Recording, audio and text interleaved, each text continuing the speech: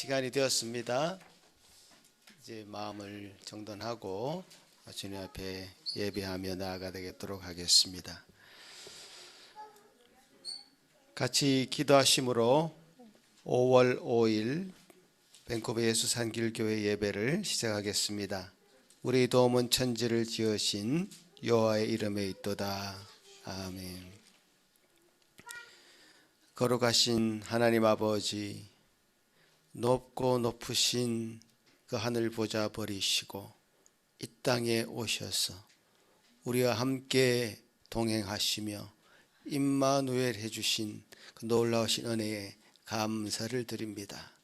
아버지 하나님께서 우리와 함께 하시며 우리 모든 고난을 다 체휼하시고 우리 모든 죄짐을 감당하시고 놀라운 그 보혈의 공로로 저희들이 구원의 감격을 누리게 된 것 참 감사합니다. 매주일 아침 이렇게 예배하며 주님 앞에 나아갈 때에 그 구원의 감격 온전히 주님 앞에 영광 돌리며 감사하는 시간 되도록 도와주시옵소서.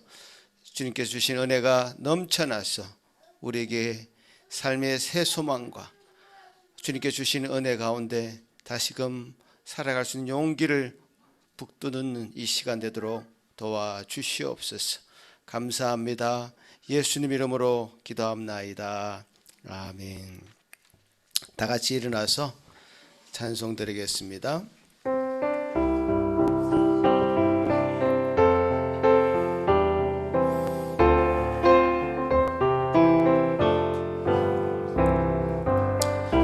보답할 수 없는 큰 사랑 주님께 영광 할렐루야. 형제자매 모두 함께 모여 찬송해 주님께 영광 할렐루야. 하나님의 자녀여 크게 찬송 부르며 밝고 거룩한 길로 기쁨으로 보좌 앞으로 속히 들어가겠네. 주님께 영광 할렐루야. 우리 받은 주님 은혜 잔려 없도다. 주님께 영광 할렐루야. 기쁜 찬송 부르면서 천국 가겠네.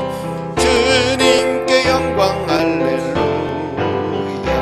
하나님의 자녀여 크게 찬송 부르며 밝고 거룩한 길로 기쁨으로 나아가 주의 보좌 앞으로 속히 들어가겠네. 주님께 영광 할렐루야. 잠시 후에 우리 모두 주를 보겠네. 주님께 영광 할렐루야. 영광스런 보좌 위에 거룩하신 주님께 영광 할렐루야. 하나님의 자녀여 크게 찬송 부르며 밝고 거룩한 길로 기쁨으로 나아가 주의 보좌 앞으로 속히 들어가겠네. 주님께 영광 할렐루야. 만국 백성 천국에서 소리 높여서 주님께 영광 할렐루야. 영원토록 주의 공로 찬양하겠네. 주님께 영광 할렐루야. 하나님의 자녀여 크게 찬송 부르며 밝고 거룩한 길로 기쁨으로 나아가 주의 보좌 앞으로 속히 들어가겠네. 주님께 영광 할렐루야.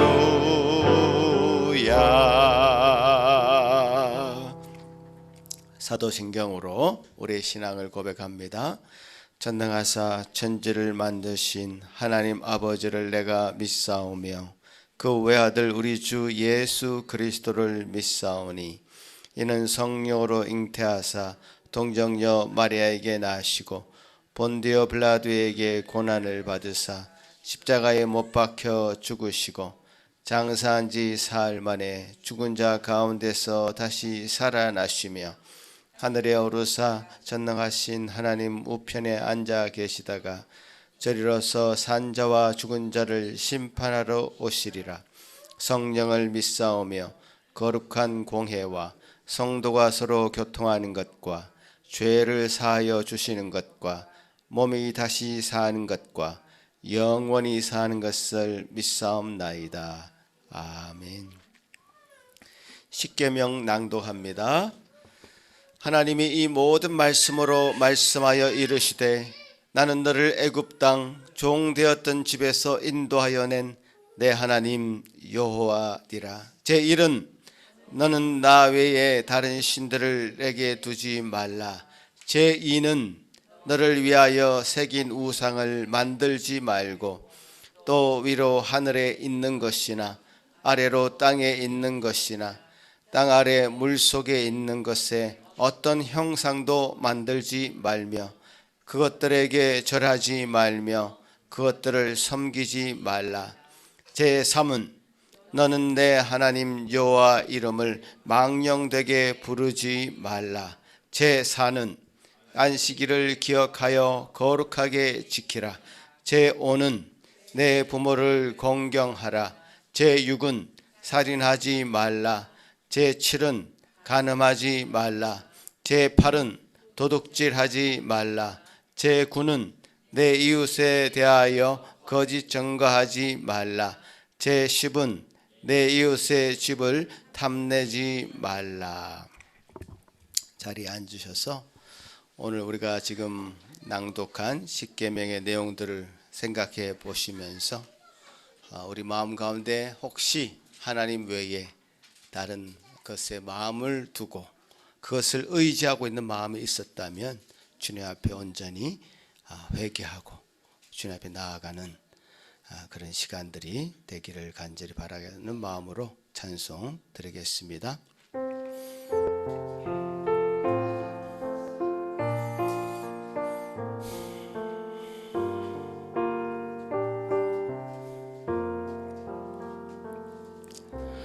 주를 멀리 떠났다 이제 옵니다. 나 죄의 길에 시달려 주여 옵니다. 나 이제 왔으니 내 집을 찾아 주여 나를 받으사 맞아 주소서. 그 귀한 세월 보내고 이제 옵니다. 나 뉘우치는 눈물로 주여 옵니다. 나 이제 왔으니 내 집을 찾아 주여 나를 받으사 맞아 주소서. 나 죄에 매여 고달파 이제 옵니다. 주 크신 사랑 받고자 주여 옵니다. 나 이제 왔으니 내 집을 찾아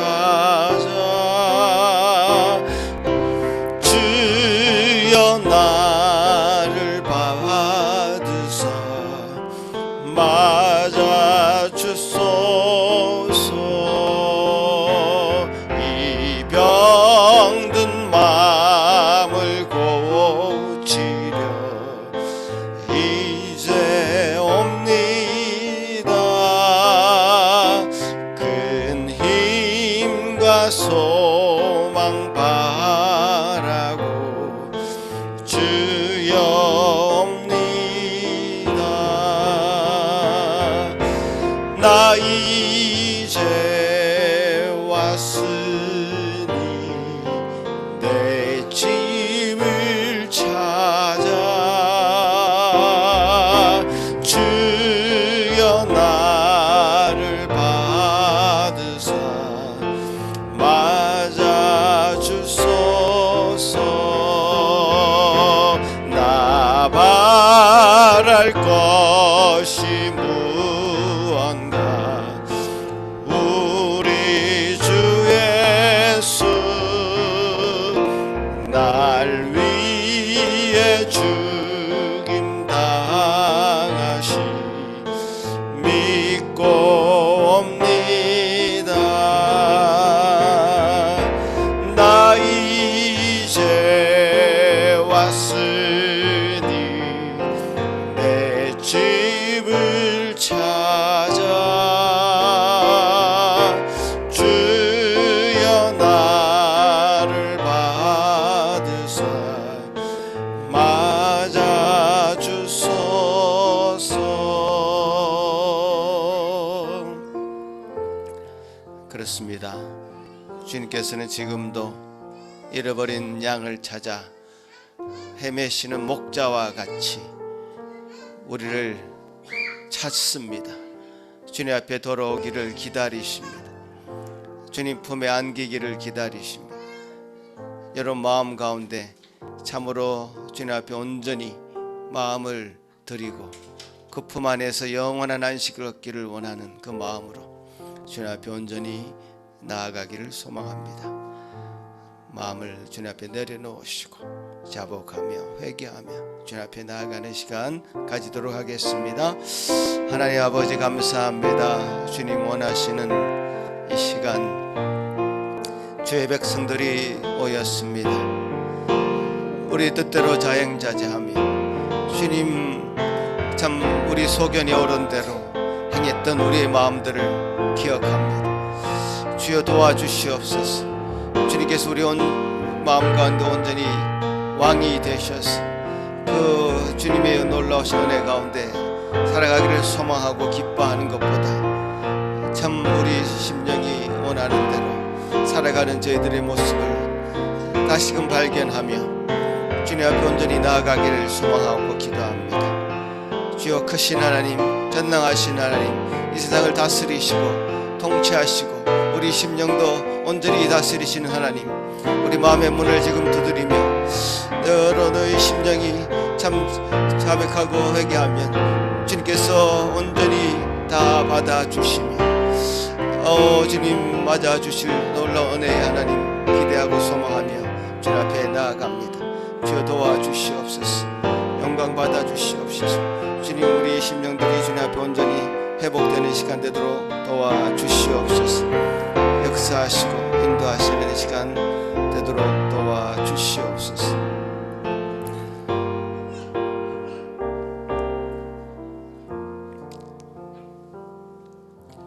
여호와는 마음이 상한 자에게 가까이 하시고 중심에 통회하는 자를 구원하시는도다. 아멘.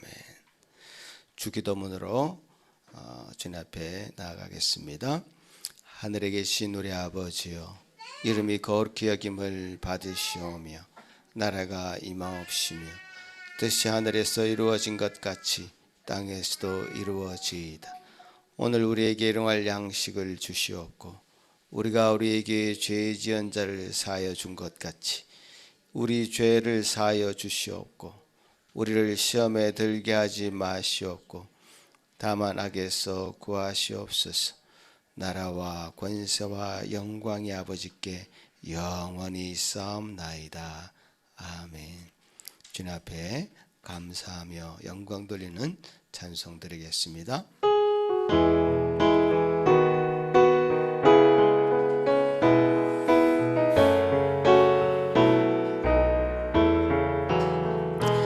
주 없이 살 수 없네 죄인의 구주여, 그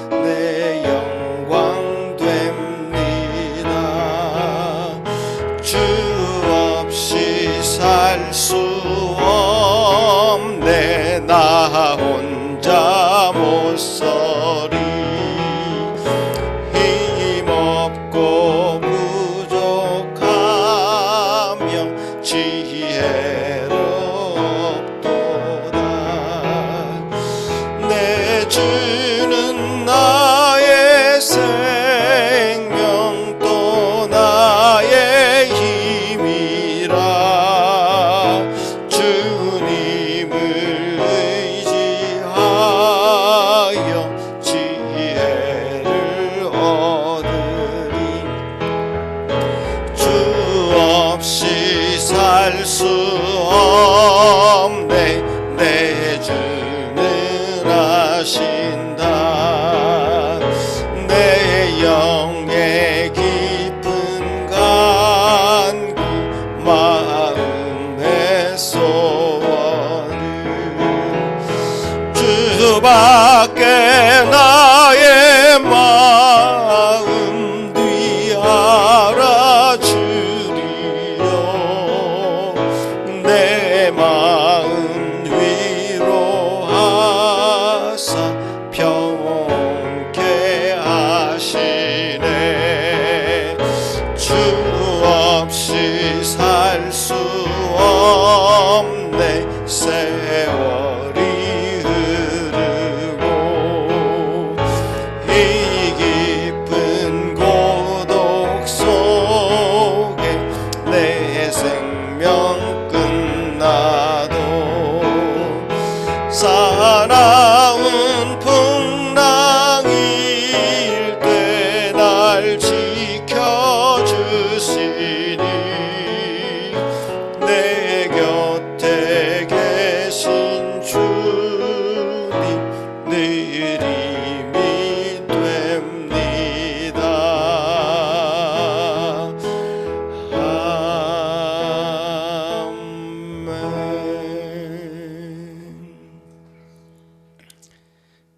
아멘. 교독문 95번 저와 여러분이 한 절씩 교독하시겠습니다. 내가 사람의 방언과 천사의 말을 할지라도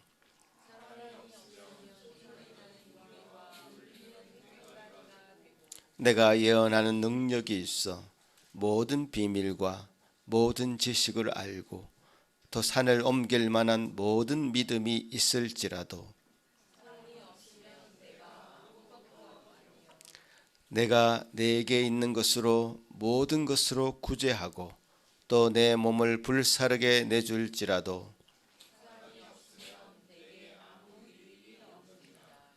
사랑은 오래 참고 사랑은 온유하며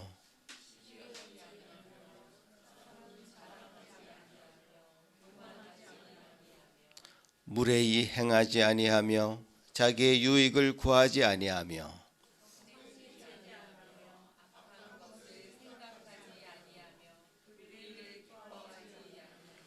진리와 함께 기뻐하고 모든 것을 참으며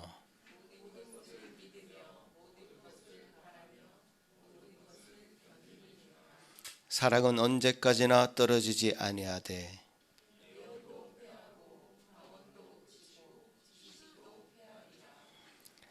그런즉 믿음, 소망, 사랑 이 세 가지는 항상 있을 것인데 그 중에 제일은 사랑이라. 아멘. 이 시간에 예배를 위해서 김영희 사모 기도할 때에 다 같이 한 마음으로 기도하시겠습니다.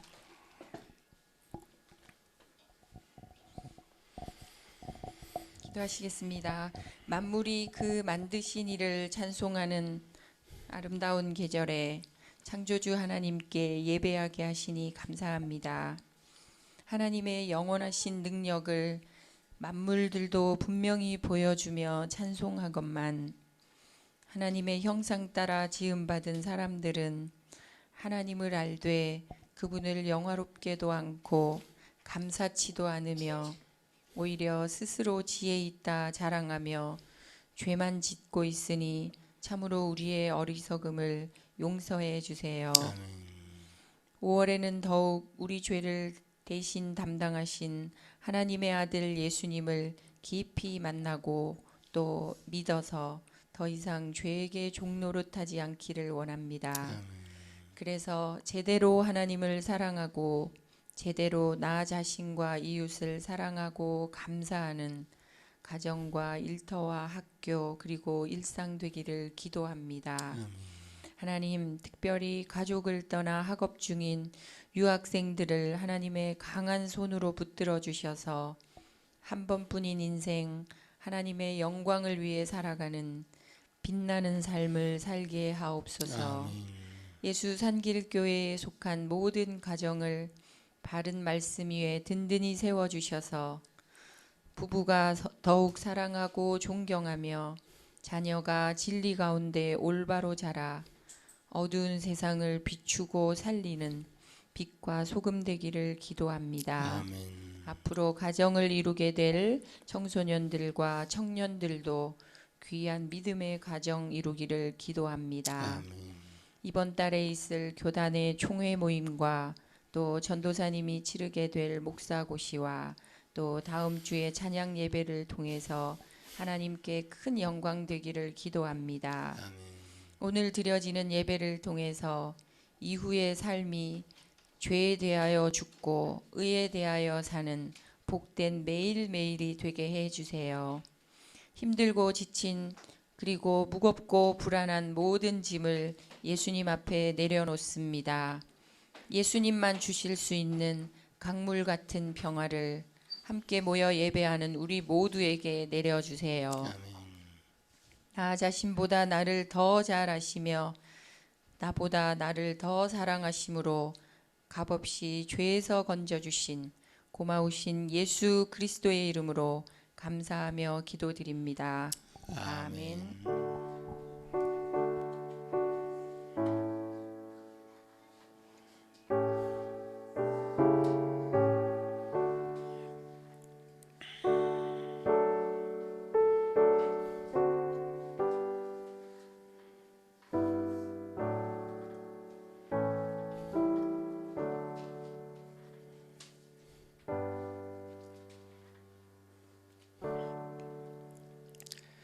예, 오늘 우리에게 허락하신 하나님의 말씀은 창세기 2장 18절에서 24절 말씀입니다. 제가 봉독해 올리겠습니다.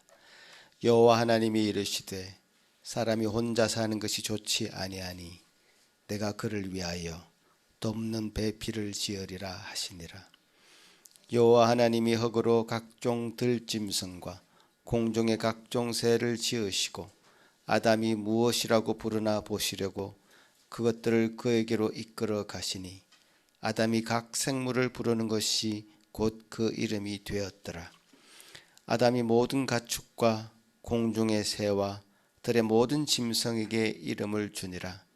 아담이 돕는 배필이 없으므로 여호와 하나님이 아담을 깊이 잠들게 하시니 잠들매 그가 그 갈빗대 하나를 취하고 살로 대신 채우시고 여호와 하나님이 아담에게서 취하신 그 갈빗대로 여자를 만드시고 그를 아담에게로 이끌어 오시니 아담이 이르되 이는 내 뼈 중에 뼈요 살 중에 살이라 하리. 이것은 남자에게서 취하였은즉 여자라 부르리라 하니라. 이러므로 남자가 부모를 떠나 그의 아내와 합하여 둘이 한 몸을 이룰지로다. 아멘. 예, 우리 어린이들 위해서 기도하는 시간 가질 때 우리 어린이들 앞에 나와 주시기 바랍니다.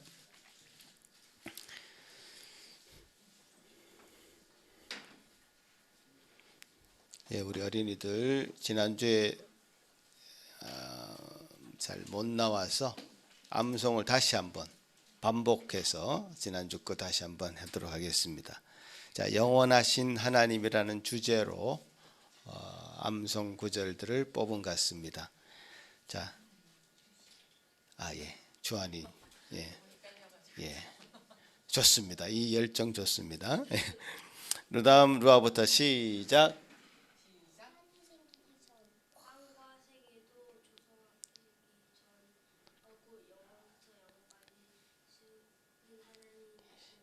아멘.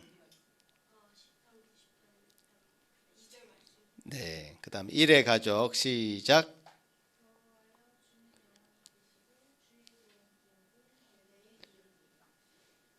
시편. 아멘. 시원 주와 주하니 시작. 주 하나님의 이으시되 나는 알파와 오메가야 이제도 있고 전에도 있었고 장차 올 자요 전능하신 자 아멘.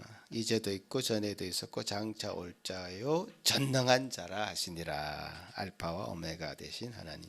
예, 여러분 잘했죠? 우리 아이들 박수 한번 보내겠습니다. 예, 하나님 감사합니다. 우리 아이들 그 영원하신 하나님, 전혀 요동하지 않으시고 변하지 않으시는 참 하나님을 지금 말씀으로 암송하였습니다.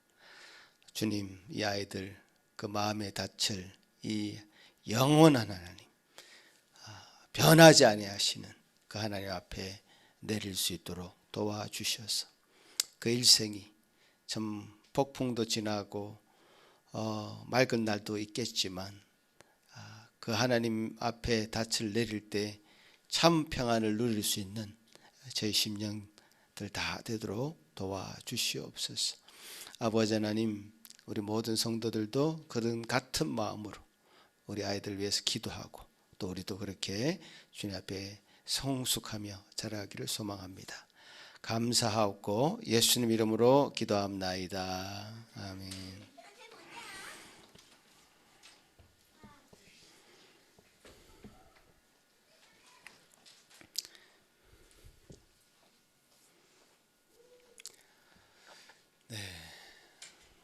오늘은 제가 결혼에 대해서 말씀을 나누려고 합니다. 이런 관심이 있으십니까? 네, 눈이 좀 반짝반짝하는 우리 형제자매들도 있는 것 같고요.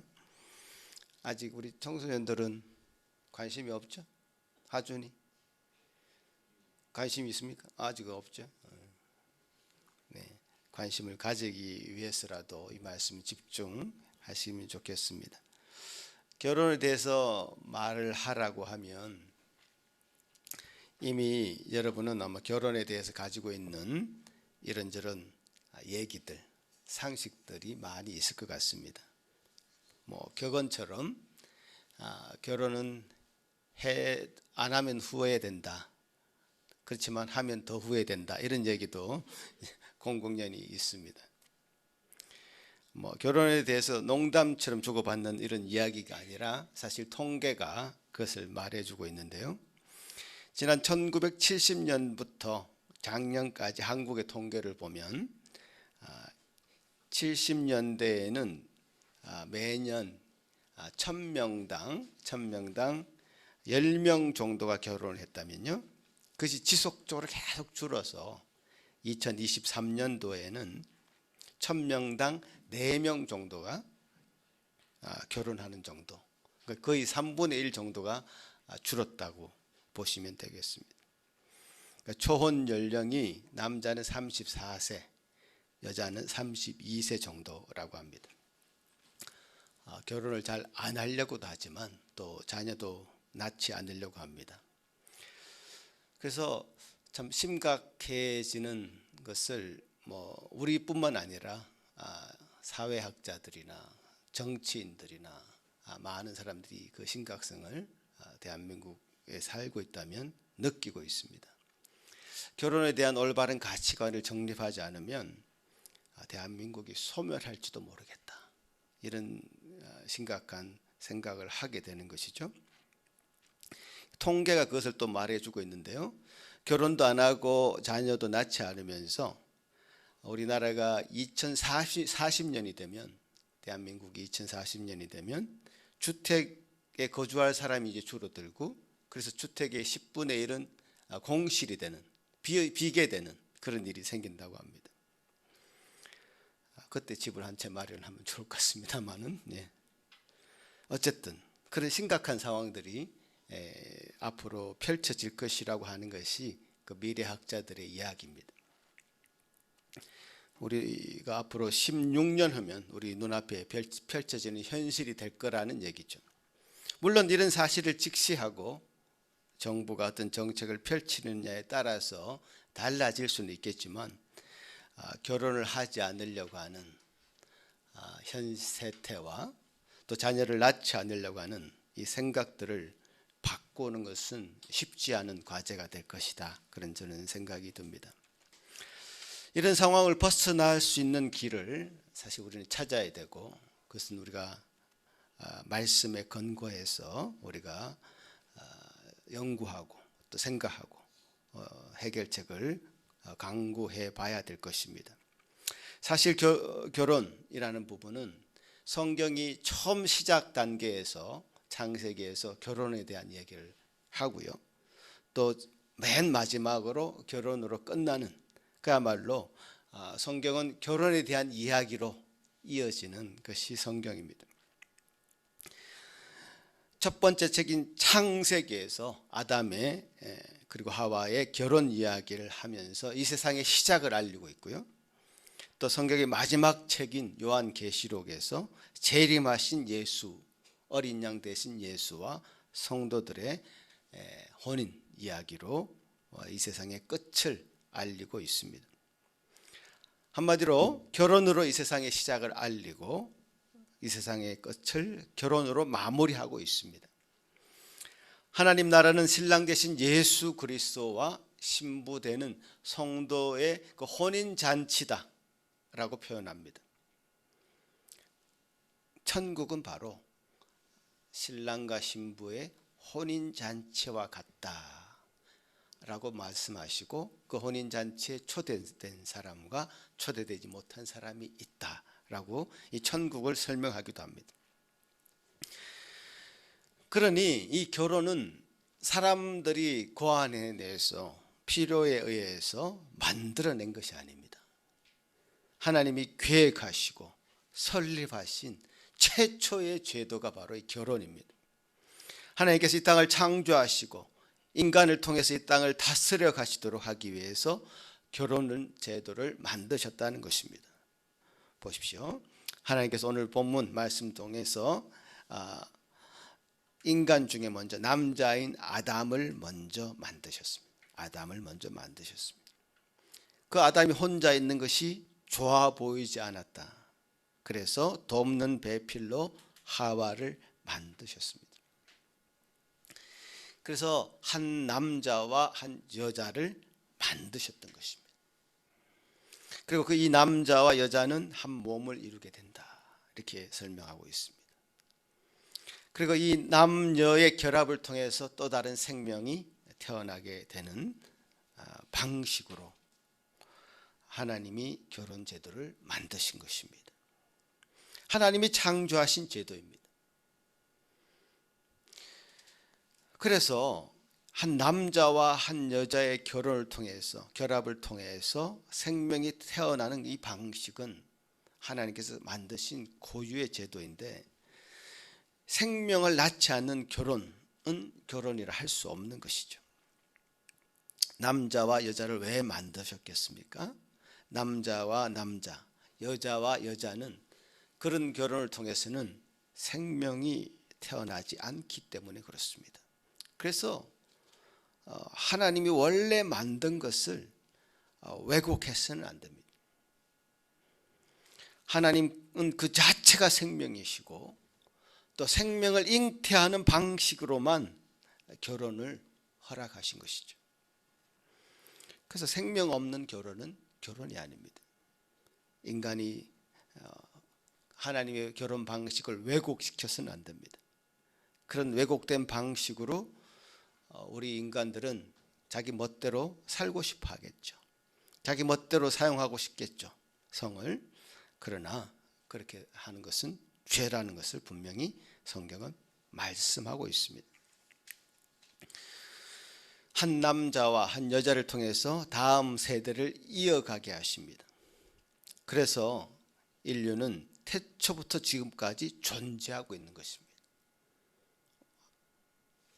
그런 생명의 태어남이 없이 어떻게 우리가 인류가 존속할 수 있었겠습니까? 하나님이 그 창조 원리대로 지금 인류는 존속할 수 있는 것입니다. 또한 이 결혼은 한 남자와 한 여자가 사랑하기 때문에 결혼하는 것이 아닙니다. 이게 무슨 소리냐 하는 분들도 있을 것 같습니다만은 이 말씀 잘 들어야 됩니다. 결혼은 기본적으로 두 사람 간의 언약의 관계입니다. 병이 들거나 머리가 팥뿌리처럼 희게 변해서 사랑할 수 있는 외모가 아니더라도 끝까지 영원토록 서로를 사랑하겠노라고 한 이 서약의 근거에서 결혼 생활이 유지되는 것입니다. 사랑보다 우선하는 것이 있다는 것이죠. 사랑보다 서로 간의 믿음이 우선되고 그 믿음에 근거한 서약이 우선되는 것입니다.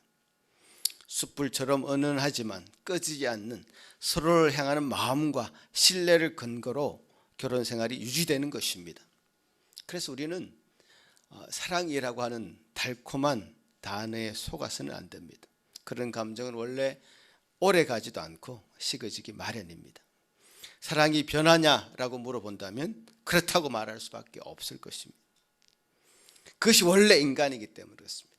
원래 인간의 한계이기 때문에 그렇습니다.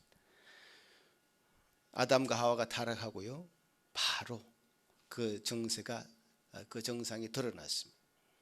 서로를 향한 믿음과 신뢰가 깨어지니까 서로를 향해서 죄를 뒤집어 씌우는 그런 일들을 서로에게 합니다. 이렇게 인간은 변하지만 하나님의 사랑은 변하지 않습니다. 영원합니다. 하나님은 영원토록 그 사랑이 변하지 않는 사랑을 가지고 계신 분이십니다. 그러나 인간은 그렇지 않습니다. 인간은 영원하지 않습니다. 변합니다. 그러니까 자기도 자신을 믿지 못합니다. 믿어서도 안 됩니다. 내가 양심을 걸고 맹세한다 이런 말들을 쉽게 해서는 안 됩니다. 그런 말을 하는 사람일수록 더 의심해야 됩니다. 난 실수가 많고 너무 쉽게 변할 수밖에 없는 연약한 인간입니다. 연약한 사람입니다. 이렇게 말하는 그 사람이 더 신뢰가 갑니다. 인간 스스로를 신뢰하지 못하기 때문에 자기를 신뢰하는 것은 의미가 없습니다. 인간은 하나님께 마음의 닻을 내릴 때에만 안정을 찾을 수 있고 평안을 누릴 수 있습니다. 그 사랑이라는 영역도 마찬가지입니다. 하나님에 대한 믿음의 닻이 내려진 사람에게 사랑이라는 것이 선물로 주어지는 것입니다. 그것은 은혜이죠. 하나님의 사랑을 믿음으로 체험하게 되는 것입니다. 하나님의 사랑이 우리 전인격적으로 우리에게 들어오게 되는 것입니다. 하나님을 의지해서 그분을 신뢰함으로 우리는 겨우 하나님의 사랑을 첫 걸음을 내디딜 수 있을 따름입니다. 그분을 의지해서 우리는 나의 배우자를 사랑할 수 있을 따름인 것이죠. 그래서 이 결혼식이 사랑의 언약식이 되어야 됩니다. 난 할 수 없지만 하나님을 의지해서 이 배우자를 끝까지 사랑하겠노라고 서약하는 그 고백, 그것이 결혼 생활을 끝까지 이어가게 만듭니다. 이 서약은 진리에 우리의 마음을 던지는 행위입니다. 우리가 예배 시간에 신앙 고백을 하죠. 여러분 그 마음을 던져서 그 신앙 고백을 하고 계시는지 모르겠습니다. 그러나 이게 너무너무 중요한 순간들인데요. 마음을 던져서 우리가 신앙 고백을 하고 있는 이 행위가 너무너무 중요한데, 왜냐? 이것이 결국 우리의 마음을 붙잡아 줄 수 있기 때문에 그래요. 우리 감정이라는 것은요, 너무 갈대처럼 쉽게 흔들릴 수밖에 없습니다. 인간은 그렇습니다, 원래.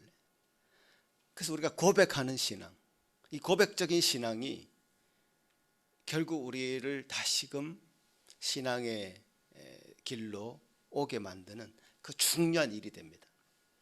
그래서 신앙 고백이 굉장히 중요합니다. 근성으로 하지 마시기 바랍니다. 기억하시고 암송하시고 진심으로 마음을 담아서, 마음을 던져서, 진리의 마음을 던져서 고백하시기 바랍니다.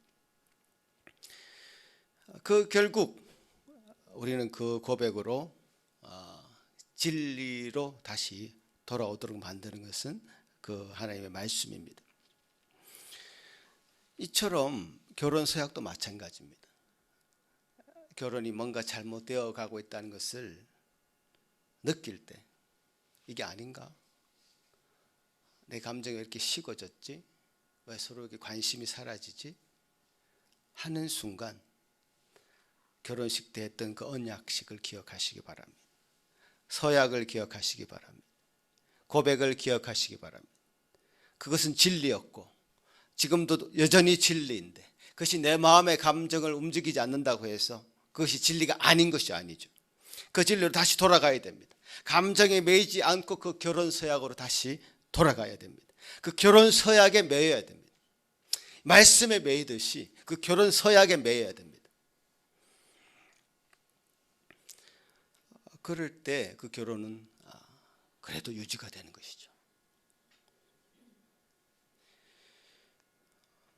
여러분 신앙생활 할 때도 감정에 매여서 신앙생활을 하는 사람들이 있습니다. 기분이 좋을 때 뭐 날아갈 듯이 신앙생활 하는 그런 사람, 그러나 자기 기분이 안 좋다고 뭐 자기 마음대로 예배생활과 가정생활에 소홀히 하는 그런 사람들이 종종 주변에 있습니다. 그것은 우리 감정에 이끌리는 감정에 이끌리는 신앙생활이죠. 아니죠. 우리 고백에 이끌리는, 말씀에 이끌리는, 진리에 이끌리는 신앙생활을 해야 될 것입니다. 오늘 본문 말씀은 또 이렇게 얘기합니다. 남자가 부모를 떠나 그의 아내와 합하여 한 몸을 이루라 이렇게 얘기합니다. 자, 결혼을 하는 순간요, 그 모든 우선순위에서 부부보다 우선하는 것은 없어야 됩니다. 부모를 떠나라고 하는 것은 그 부모를 공경하지 말아라, 부모 완전 헤어져서 살아라, 이 말이 아니고요. 심리적으로, 재정적으로, 정신적으로 모든 영역에서 부모로부터 독립해라. 그리고 그 부부가 온전히 하나를 이루어 가라 라는 뜻입니다. 부모를 떠나는 거 참 어렵습니다, 여러분. 쉽지 않습니다. 부모도 자식을 놓아주는 거 쉽지 않고요. 자식도 부모를 떠나는 거 어렵습니다. 마치 캥거루가 자기 새끼를 이렇게 베고 평생 새끼를 안고 살아가듯이, 그래서 그런 사람들 캥거루족이라고 그렇게 얘기하죠. 부모 그 그늘에서 살고 싶어하는 그런 마음들이 자녀에게 있을 수도 있습니다. 더더욱 지금 결혼하지 않으려고 하고 독립하기 쉽지 않은 그런 사회적인 환경 가운데는 더 그럴 수 있죠. 그러나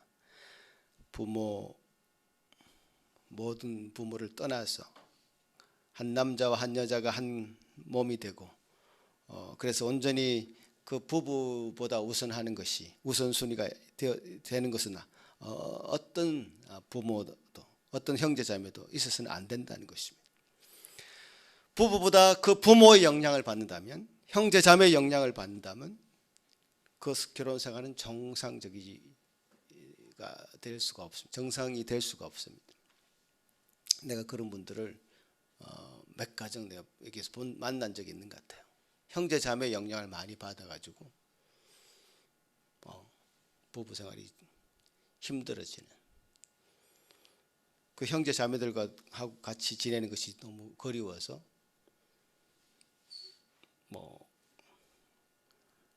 힘들어하는 그런 가정들 내가 많이 봤습니다.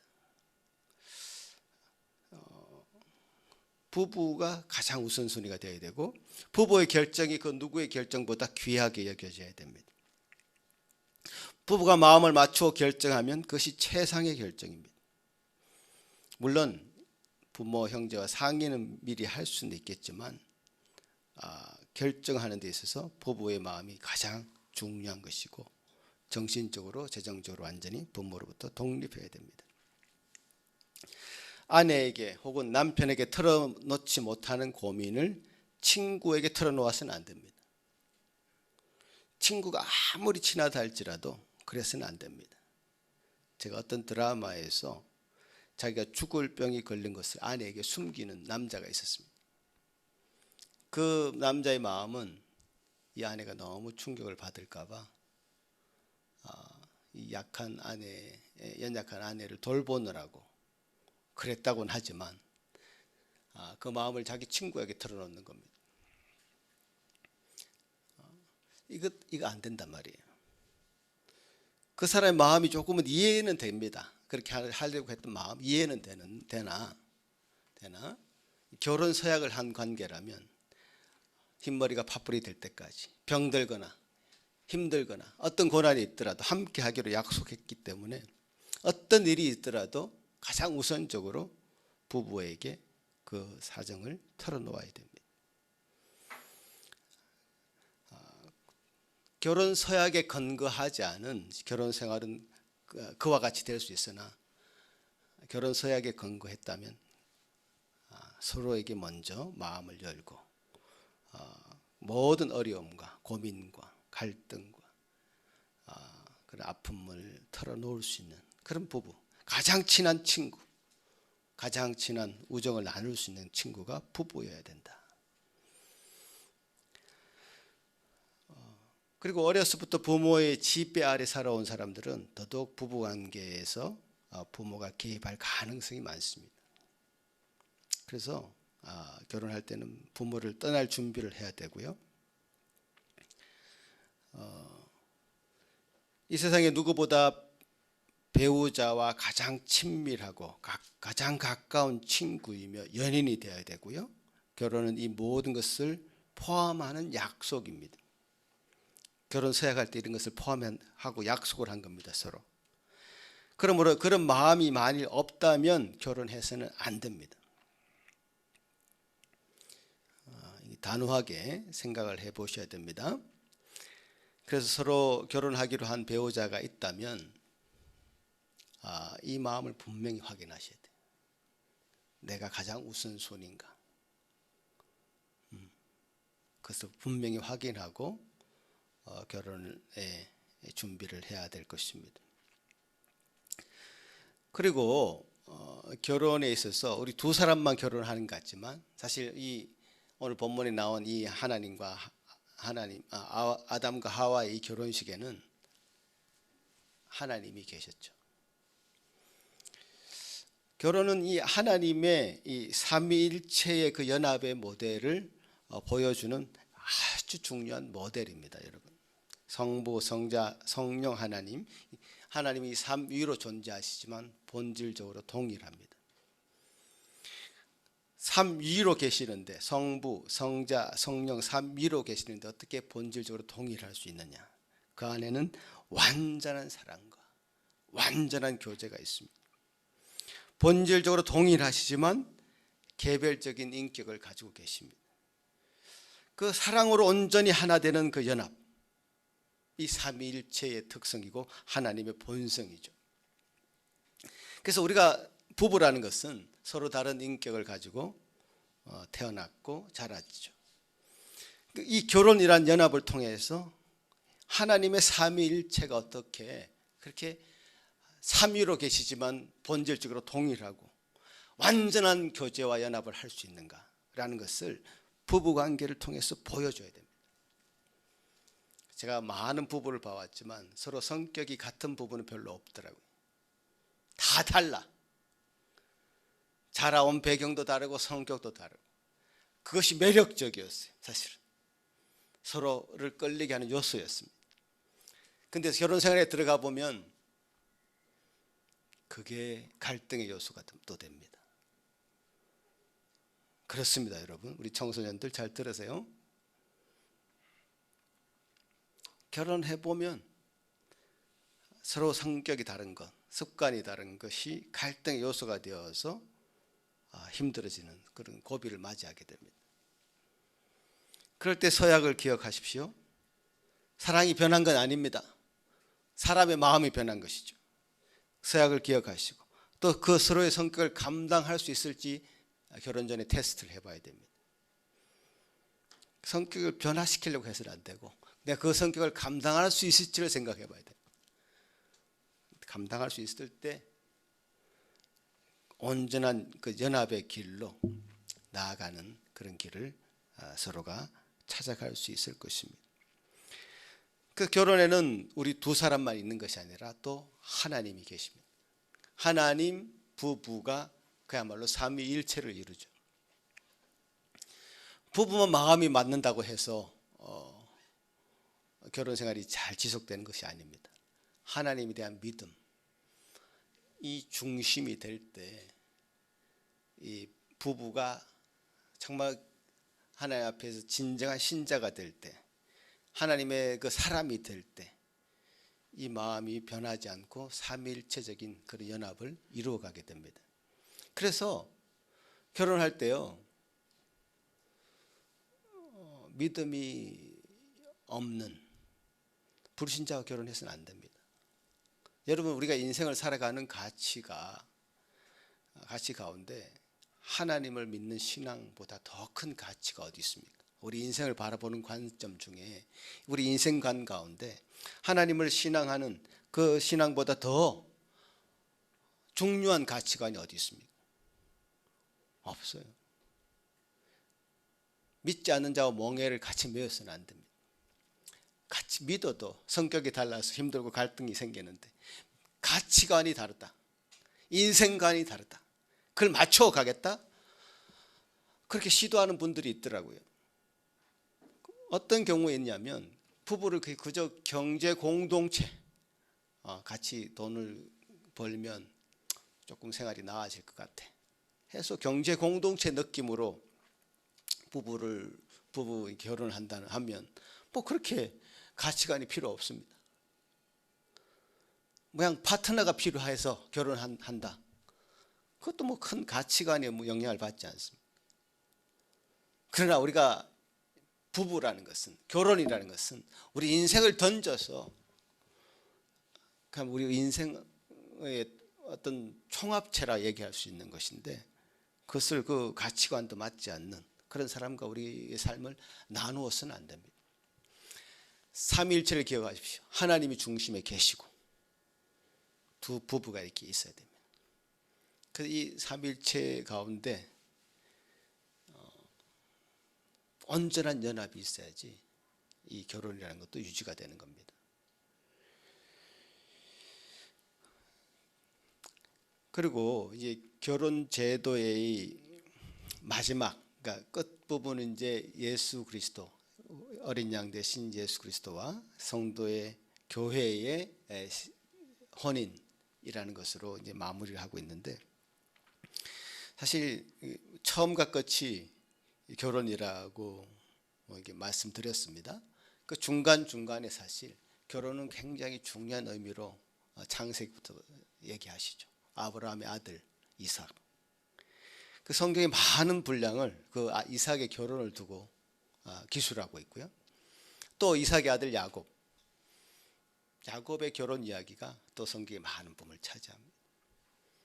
그러니까 그 대를 이어서 아브라함과 이삭과 야곱의 대를 이어서 결혼 관계를 통해서 맺어진 그 언약의 관계가 얼마나 중요한지, 그 대가 이렇게 믿음의 후손들로 이어져서 결국 하나님과 우리와의 관계가 신랑과 신부의 관계, 하나님께서 당신의 아들을 내어주실 만큼 우리를 정말 사랑하시고 또 우리도 그 하나님의 말씀에 순종하는 이 하나님과 우리의 관계가 신랑의 신부의 관계로 설명하는 것처럼 결혼도 그렇게 그 신랑과 신부 대신 하나님과 성도의 관계를 결혼 생활이 가지고 있는 그 원형입니다. 원형.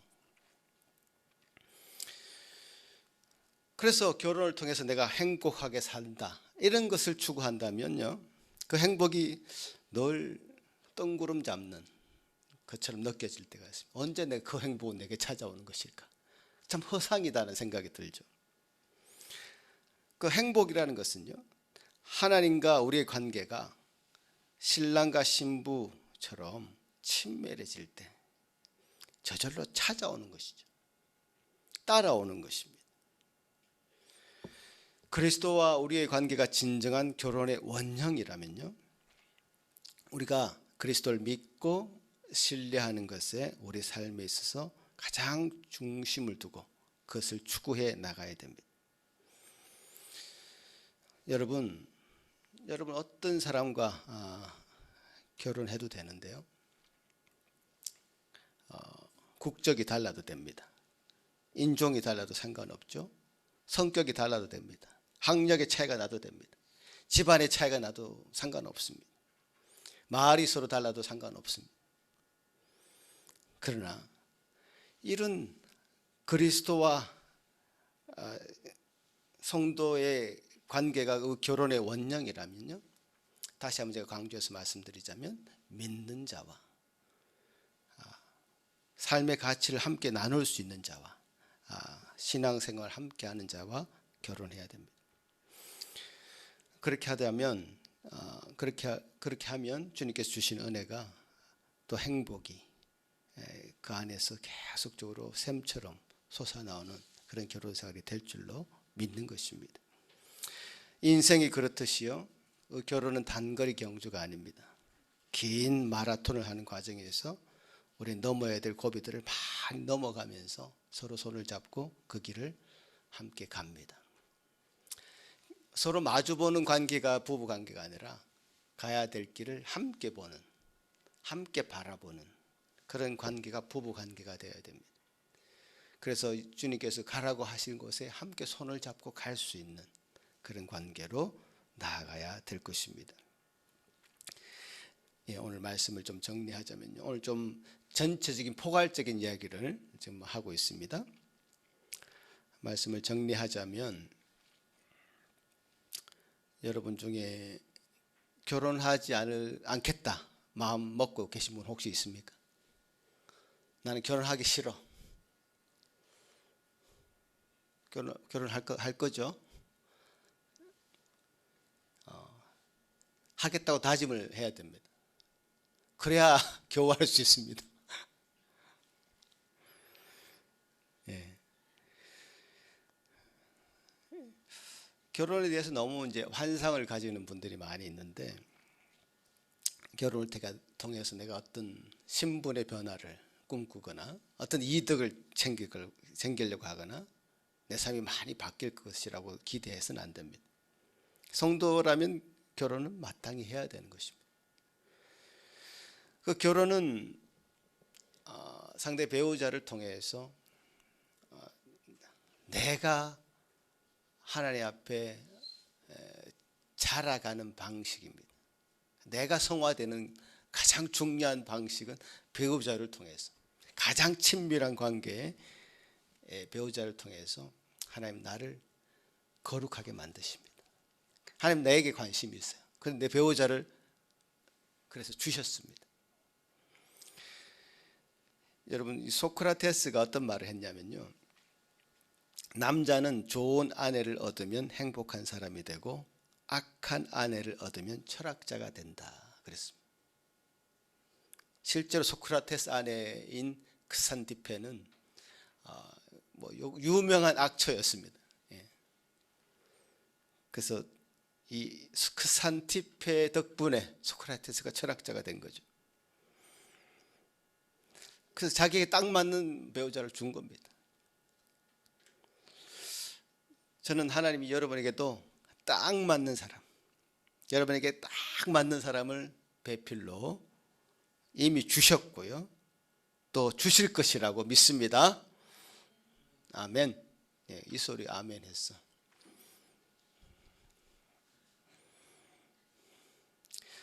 모든 배우자는 우리를 연단하고 단련해서 하나님의 성품을 더 닮아가도록 만드는 역할을 합니다. 그것을 믿으시기 바랍니다. 그것이 우리가 하나님께서 우리를 결혼하게 하시는 이유입니다. 한 사람이 더욱더 믿음 좋은 성도로, 하나님 자녀로 변해가도록 배우자를 통해서 일하십니다. 그것을 믿으시기 바랍니다. 또 그런 마음으로 결혼하신 배우자들은 그 배우자를 귀히 여기시기 바랍니다. 또 결혼하지 않은 분들은 그런 마음으로 결혼을 준비하시기 바랍니다. 그래서 하나님은 이 모든 인생의 과정을 가운데 합력해서 결국 선을 이루실 분이 하나님이시다. 그것에 대한 믿음을 결코 잊지 말아야 됩니다. 일단 결혼하십시오. 결혼하시고 하나님의 의를 이루십시오. 반드시 하나님은 당신을 통해서, 여러분을 통해서 여러분을 거룩하게 하실 것이고, 그래서 결혼 생활을 통해서 영광 받으실 것입니다. 그것이 하나님께서 결혼 제도를 만드신 이유이고 목적이기도 합니다. 같이 한번 기도하겠습니다. 하나님 아버지, 감사합니다. 오늘 참 하나님께서 이 만드신 이 결혼을 통해서 좀 생명이 탄생하고 또 그 생명이 이어져 와서 인류가 존속되어 왔음을 다시 한번 확인합니다. 주님께서 이 만드신 것을 기억하게 하셔서 주님께서 만드신 이 원형들을 왜곡시키려고 하는 많은 시도들, 이 주님께서 만드신 이것을 자기 마음대로 바꾸려고 하는 그런 시도들, 주님 있는 줄 압니다. 우리 모든 성도들 그것에 마음 빼앗기지 않도록 도우시고, 주님 우리에게 주신 말씀에 근거하여 참 결혼에 대한 올바른 가치관을 갖게 하시고, 또 그 이 말씀에 근거해서 우리가 결혼하기로 다짐하게 하시고, 또 이 결혼한 우리 모든 가정들 위해 참으로 하나님께서 결혼하게 하신 이 목적들을 이루어가는, 그래서 하나님께 영광 돌리는 이 모든 가정들 되게 하여 주시옵소서. 주여 감사합니다. 우리에게 주신 이 말씀 붙잡고 오늘도 살아갑니다. 감사하고 예수님 이름으로 기도합나이다. 아멘.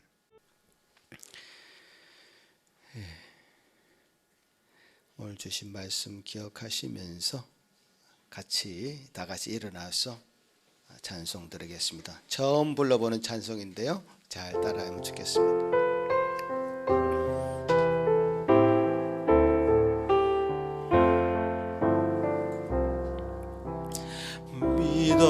믿어오라 주의 가정 반석 위에 였으니 비바람이 불어쳐도 흔들리지 않으리. 하나님을 믿는 마음, 서로 믿는 마음, 얼기설기 하나 되어 믿으면서 살리라. 평화롭다 주의 가정, 아늑하다 그 품이, 따뜻하고 포근하여 마음 놓고 쉬리라. 미소하는 얼굴들에 주의 마음 서리여.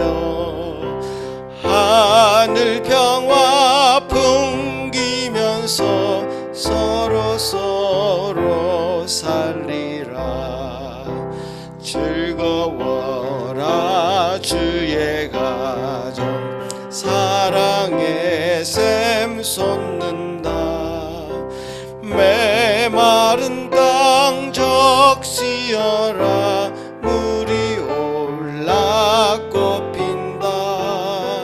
너도 나도 어깨 펴고 노래하며 즐기리. 이웃들이 형제로다.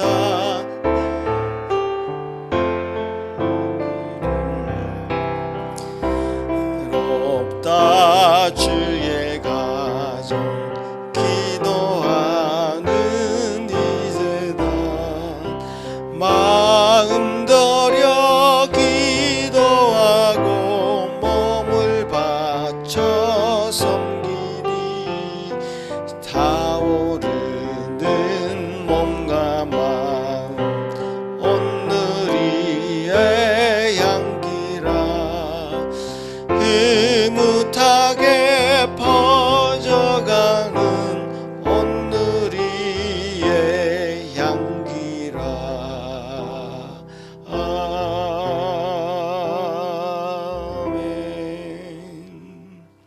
아버지 하나님 감사합니다. 참 우리가 결혼에 대해서 하나님 말씀하신 것이 분명히 있음을 알고 이 말씀, 이 진리의 근거에서 우리 모든 성도들 살아갈 때 주님 하나님의 복된 가정들이 이 땅 가운데 더 편만하게 퍼져가게 도우시고 그래서 이 세상의 모든 세태를 새 물줄기로 바꾸어가는 우리 주의 복된 가정들 되게 하여 주시옵소서. 참 결혼하지 않으려고 하고 참 여러 가지 결혼에 대한 어그러진 마음들 고쳐주시고 주님께 주신 은혜로 새롭게 하여 주시옵소서. 주님 앞에 나올 때마다 감사하며 드리는 마음을 기억하여 주시고 주님 우리 삶이 이 하나님의 그 진리에 잘 못 박혀서 생활하는 저희들 되게 하여 주옵소서. 감사합니다. 예수님 이름으로 기도합나이다. 아멘. 예, 자리에 앉으시겠습니다. 네, 오늘 가정의 달을 맞이해서 이제 결혼, 가정에 대한 얘기의 첫 얘기는 결혼이라는 것이었습니다. 결혼해야 가정을 이루는 것이니까요. 그래서 성경은 많은 부분을 이런 부분을 할애해서 말씀하고 있습니다만은 포괄적인 얘기를 오늘 말씀 나눈 것 같습니다. 여러분 이 5월을 맞이해서 여러분의 결혼 생활 한번 다시 점검해 보시고 이제 우리는 우리 결혼 이미 했으니까요. 가정이 계신 분들은 우리 자녀들 어떻게 할 것인가 지금부터 기도하고 어떻게 그 믿음을 이어가게 하는 가정을 이루게 할까 잘 판단하시고 생각하시면 좋을 것 같습니다. 기도하겠습니다. 이제는 우리 주 예수 그리스도의 크신 은혜와 하나님 아버지의 극진하신 사랑하심과 성령 하나님의 위로하심과 교통하심이 이제 주님께서 허락하신 은혜로 참 결혼에 대한 바른 가치관을 가지고 바른 마음을 가지고 이 세상의 세태에 맞서며 살아갈 것을 다짐하는 여기 머리 숙인 모든 성도들 위해 그 가정 위에 지금부터 영원토록 함께 있을지어다.